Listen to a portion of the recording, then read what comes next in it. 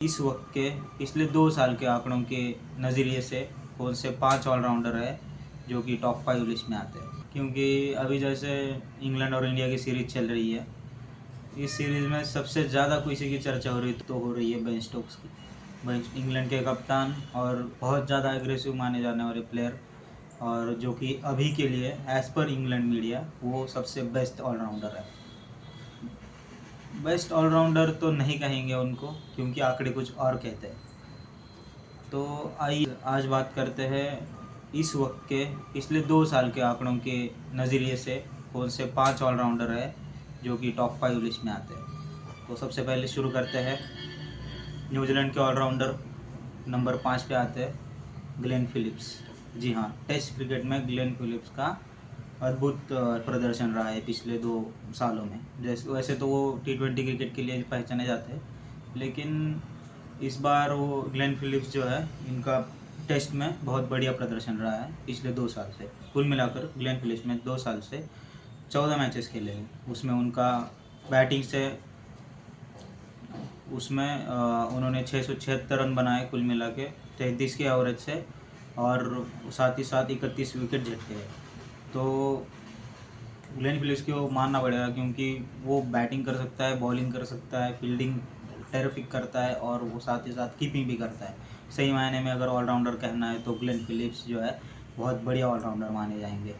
इसके बाद नंबर आता है साउथ अफ्रीका के बहुत ही लंबे कद के बॉलर का, जिसका नाम है मार्को यानसन।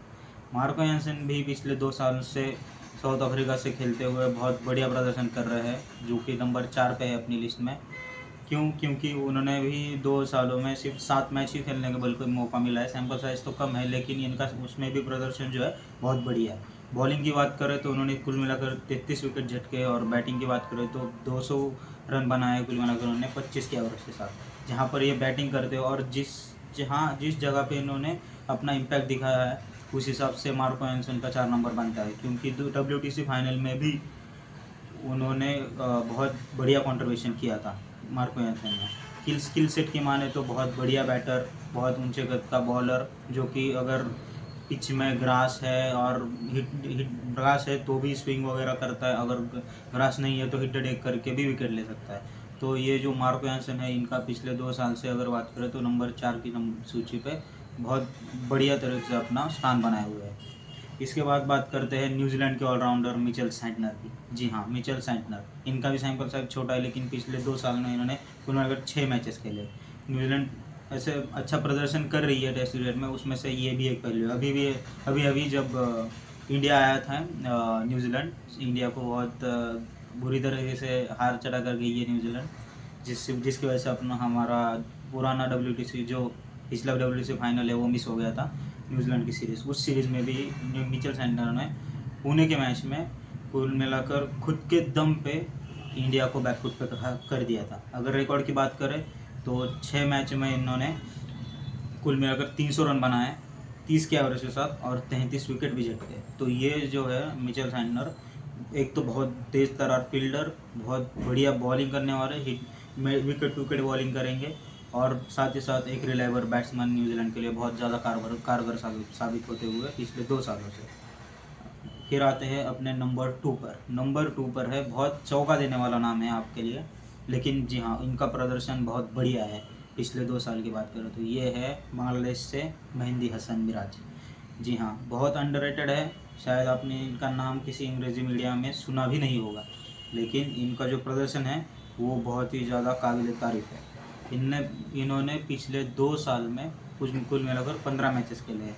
15 मैचेस में इनका बैटिंग के साथ एवरेज है 36 का। कुल मिलाकर इन्होंने 865 रन बनाए हैं, 865 रन 36 के एवरेज से। और यही नहीं रुके कि इन्होंने 54 विकेट झटके हैं, 4 बार 5 विकेट हॉल लिया है इन्होंने पिछले 2 साल में। तो ये दिखाता है कि ये कंसिस्टेंट भी है, इम्पैक्टफुल भी है, और क्लच परफॉर्मर है। जब भी ज़रूरत होगी टीम को तब ये बंदा खड़ा रहेगा। बैटिंग से ज़रूरत है तो बैटिंग में रन बनाएगा, बॉलिंग से ज़रूरत है बॉलिंग में विकेट झटकेगा, और 4 बार 5 विकेट हॉल लेना वो भी एक ऑलराउंडर के लिए बहुत बड़ी बात है। बांग्लादेश टेस्ट टीम में ये इनका जो इंक्लूजन हुआ है और इन्होंने जो परफॉर्मेंस दिया है टेस्ट टीम में, ये बहुत ज़्यादा काबिल तारीफ़ है। इसके बाद आता है नंबर 1, जिसकी आपको बेसब्री से इंतज़ार है, नंबर 1 में है सर रविंद्र जडेजा। जी हाँ, इनका नाम लेते हुए और इनका नंबर 1 पर रहना क्यों बनता है, ये अभी हम लोग जानेंगे आंकड़ों के हिसाब से।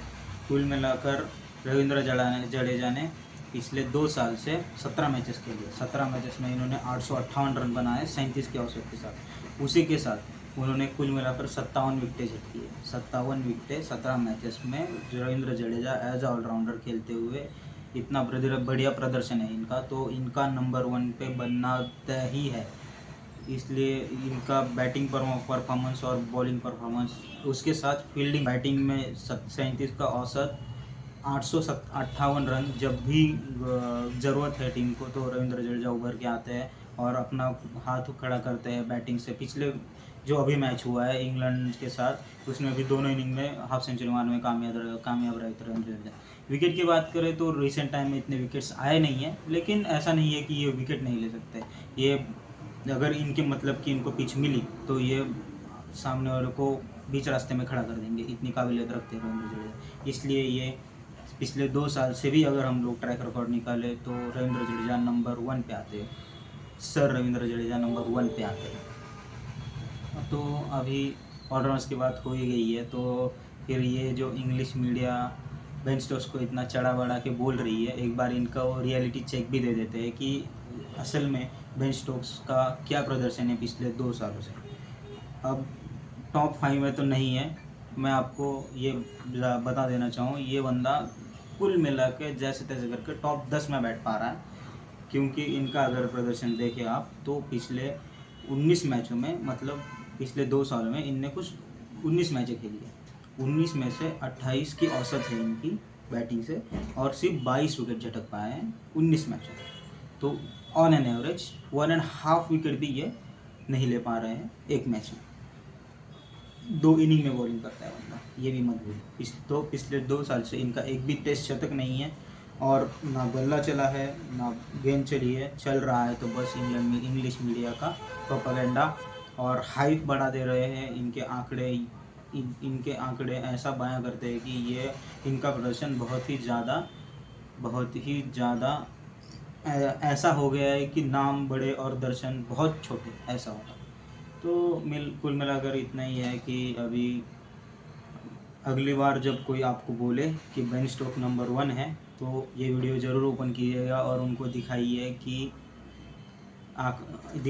उनको रियलिटी चेक दीजिए कि क्या अभी बेन स्टोक्स वाकई में नंबर 1 पे है। ऐसे ही क्रिकेट के बारे में इंफॉर्मेटिव वीडियो जानने के लिए इस चैनल को सब्सक्राइब जरूर करें, और आपका प्यार ही मुझे मोटिवेट करता है ऐसे वीडियो बनाने के लिए, तो आप ज़रूर अपना प्यार दीजिए। इसी के साथ आपकी मैं आज के लिए रजामंदी लेता हूँ।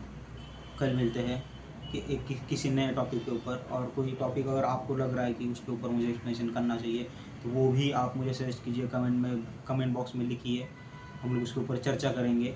और इसी के साथ मैं आपकी आज रज़ा लेता हूँ। फिर मिलते हैं कल किसी नए टॉपिक के ऊपर चर्चा करने के लिए। क्रिकेट की बात होती रहनी चाहिए और हर रोज़ होती रहनी चाहिए। सही अनेक वीडियो देखने के लिए चैनल को सब्सक्राइब करें। Thank you.